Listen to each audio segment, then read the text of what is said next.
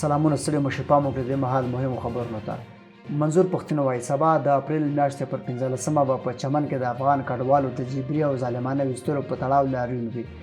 د پښتون ژغورنې غورځنګ مشر منظور پښتون تازه ویلي دي چې له پاکستانه د افغان کډوالو جبري ویستلو په ضد د اپریل پر 14مه په هالند کې د پاکستان سفارت مخې ته لاریون ترسره شو. همدارنګه نوموړي ویلي دي چې سبا به په چمن کې لاریون وي. دا لاریونونه په داسې حال کې دي چې له پاکستانه هره ورځ لسګونه افغان کډوال په جبر سره ویستل کیږي.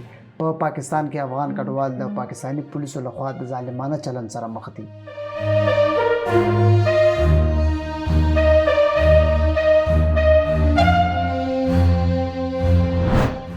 د امریکا ولسمشر ډونالډ ټرمپ تازه ویلي دي چې ژر به د ایران په هکله پریکړه وکړي.